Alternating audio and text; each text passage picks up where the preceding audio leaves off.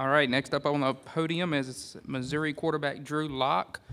We'll open for questions. Again, if you have questions, just raise your hand and we'll get you a microphone. Go right over here on the second row. Hey, Drew. Graham Hall, the Gainesville Sun. Not sure how familiar you are with quarterback Felipe Franks at Florida, but he's someone that a lot of people have already written off after just one season. You certainly are a testament to improvement after your first season. Can you take us back and reminisce a little bit on that transition from the freshman to sophomore year, and what can a new coach do for a quarterback? Yeah, so he's definitely walking into something that I've gone through myself, and he's definitely a tough soul. He's a Division I quarterback. He's used to it. He's gonna get through it. But I think having a new coach come in can kind of freshen up your mind, kind of get you back into the groove of maybe being your old self. He was definitely a baller in high school to be able to get to Florida. So he knows how to play football. He knows how to be a great quarterback. He did some great things in his early year. But he'll be a good quarterback. I'm just hoping that he doesn't hit stride when he plays the Missouri Tigers this year. We'll go over here all the way to the left on the front row. From a quarterback's point of view, what sort of challenges do guys like Terez Hall and Cale Garrett present? Yeah, those two guys are pretty crafty in what they do.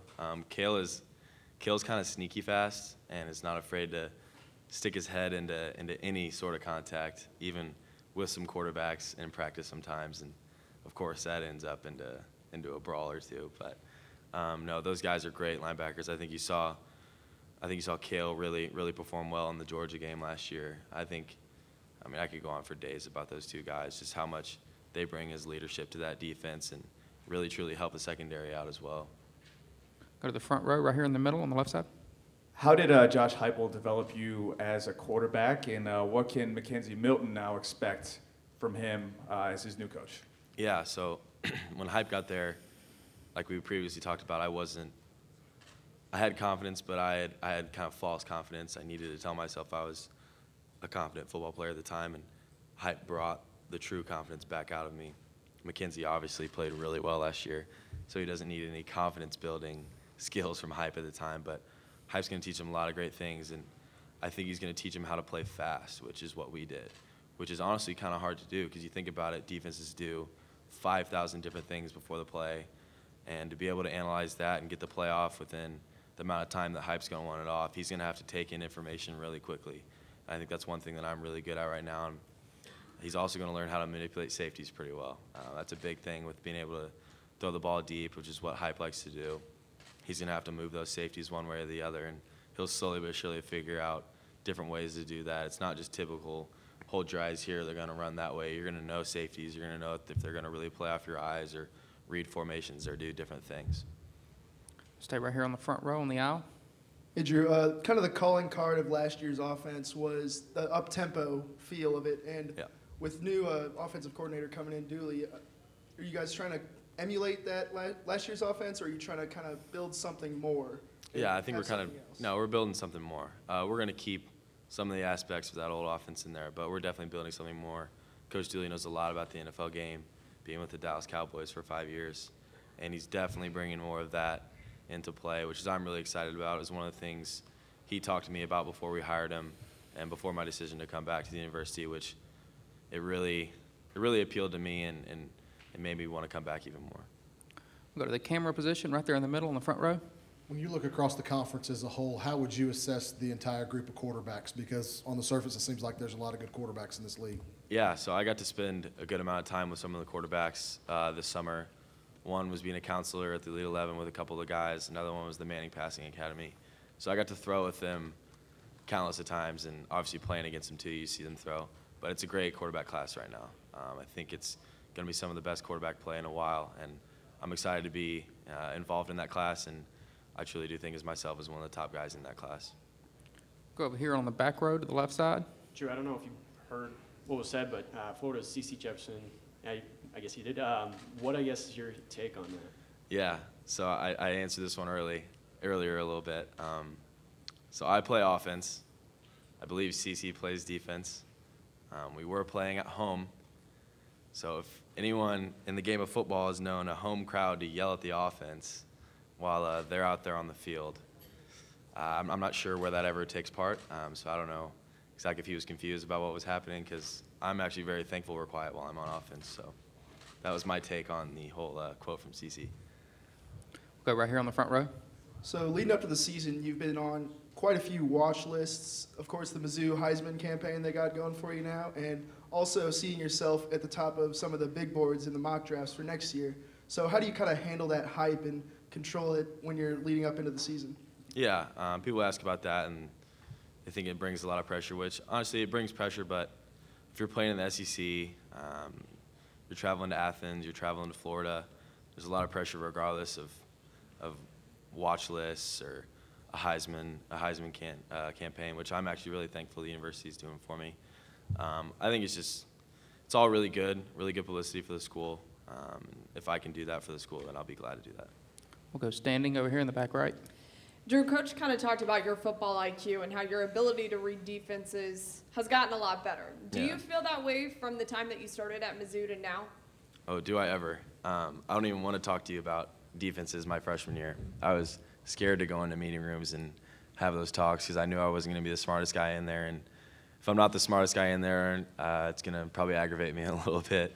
And that's what's really driven me. Coach Heupel did a great job when he was here for his 2 years. And with just one spring ball with Coach Dooley, I've learned a different side of the game with the whole NFL piece involved into it. So I think I've definitely progressed since my freshman year, to say the least. We'll go to the camera platform in the back right. Can you specify something that maybe was really bothering you as a freshman, something you just couldn't figure out that maybe now is something that you take a lot of pride in from freshman year to senior year in that development? Yeah, I think the number one thing was how in the world and why in the world do you guys move this fast at that weight and that size? Because that shouldn't be fair. I thought I could out-athlete people my freshman year because that's what I did in high school.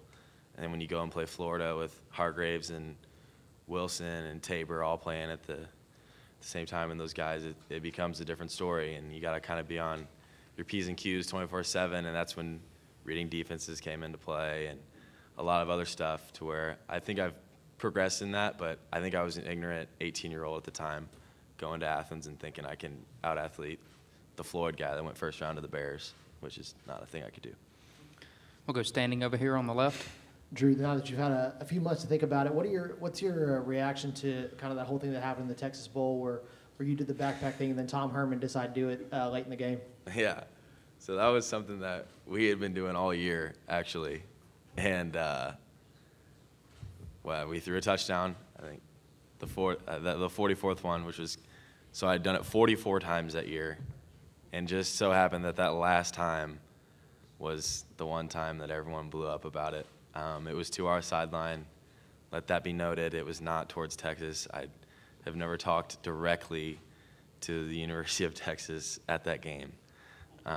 No, and I said it at the end of the game. If a head coach does anyone know how old he is? I don't know. Head coach of the University of Texas, which is one of the top 5 programs of all time, is mocking a dance I do after I throw a touchdown, then I think I'm playing some pretty good quarterback right there at that time. I don't know. That's just me. We'll go to the camera platform in the middle, the very back. Drew, all the way in the back here. Coming from Missouri, yeah. Why was it so important for you to come to Columbia and play for Mizzou? Yeah, so with my dad playing at Mizzou, he played right tackle at Mizzou. My grandpa also played at Mizzou. It's just been a legacy of locks that have gone in the University of Missouri. And then being able to be so to say, as quarterback, being the face of a program and being the face of the program that I grew up loving, it means the world to me. I've always had a chip on my shoulder because we're from the Midwest. We're not from Florida. We're not from Cali. We're not from Texas. We still do play good football here in the state of Missouri, and that's what I'm trying to get across to people here. We'll go standing over here to the left. Sorry if you already asked about Jake Bentley, but what are your impressions of him as a quarterback and impressions of their stadium playing a couple years ago? Yeah, no, South Carolina is a great place to play. I had a water bottle thrown at me my sophomore year, and I picked it up and drank it on the field, which was frowned upon after I did it because it was water, which people asked me about. So yeah, I'm never gonna do that again. I'll probably just end up piling them up next to me because I'm assuming I'll probably get more thrown at me. But Jake's a great guy. I got to meet him at the MPA. My cousin actually plays volleyball at South Carolina. Knows him pretty well. That she speaks very highly of him, and I would do the same if anyone asked me about Jake. We'll go to the left side of the camera row, first row. What's the best thing you learned, or really a good story from the Manning Passing Academy, either from other quarterbacks or the Manning family? Yeah, so the Manning family tells a lot of stories, and I think as part of the Manning camp and the vibe of that whole deal, we keep those pretty private. But a funny story is one of my roommates was Jake Fromm, and I would wake up every morning to some pretty loud country music coming from the bathroom and him singing it in the shower. So my alarm clock, I didn't even need to set it. It was just Jake Fromm singing. So We'll go to the camera platform right in the middle. You had an opportunity to be in Birmingham last year for Media Day and now to Atlanta. What are your thoughts of this event being here in Atlanta, and how's the time been?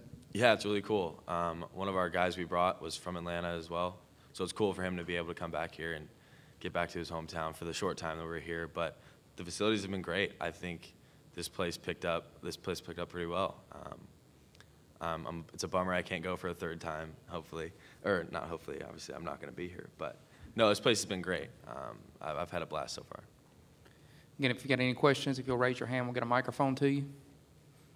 Anything else for Drew? All right, we'll go back right. You mentioned earlier that you were going to be playing under center a little bit more. Can you speak a little bit about your progression with footwork and the different looks that you're giving defenses? Yeah, so it's going to be a little different vibe this year with the Missouri offense, but it's going to be fun. I'm excited to be able to learn a little bit more, like I said, from Coach Dooley, who knows a lot about NFL. One of our assistant quarterback coaches is Austin Carter-Samuels. He was a quarterback at Vandy, went through the whole process of trying to become an NFL quarterback, knows a lot about footwork. He's an Elite 11 guy, as you know, a lot of well-known names are Elite 11 quarterbacks as well. So I think we just have a fantastic staff that will get me in the best position to be able to play under center as best as I can. We'll go standing over here on the left. You spoke earlier about some of your struggles as a freshman. Was there a particular moment when you knew, hey, I can play at this level? Like, what was the first breakthrough moment for you on the field? Wow. I'd probably go Arkansas my sophomore year. I think it was 2 out of the last 3 games in the SEC we won. I think it was 2 out of 3, yeah. But that was to finish the season off going into my junior year. We needed that win extremely bad. We weren't going to a bowl game. Arkansas was. It was just nice to be able to beat a bowl-eligible team that last game going into an off-season to where I could have a little swag back to myself and really realize, like, hey, we can beat good teams. That was a good team we beat that day. And it was huge for not only me, but the whole team. All right, we'll go final question. Standing right here on the left side. Hey, Drew, we covered Lindsey Scott in Baton Rouge and Yeah. everything, and really respected guy. I just want to know what it's been like to get to know him, and what does he bring to the team, joining the team this year? Yeah, so as a quarterback, you know, we kind of walk in big-chested, first time seeing each other. That's what quarterbacks do. But Lindsey has opened up. Lindsey's a great guy. I've actually tried to teach him to play golf now. He bought himself a set of irons, which has been fun to go out with him. We probably go out every Friday or Saturday, hit 9 or 18, so it's been fun. He's a great guy. He's brought a lot to the room. He's taught me quite a lot about the offense they ran there at LSU, some of the verbiage, some of the language they speak there. But I was super excited after I got to know him, got to meet him a little bit, to have him in our room now. He really just compliments the room and kind of caps it kind of the cherry on top. He's good. Yeah, no, he hits it straight every once in a while. Like probably every 10 hits, he hits it straight. But he's a great guy. Thanks, Drew. Appreciate it.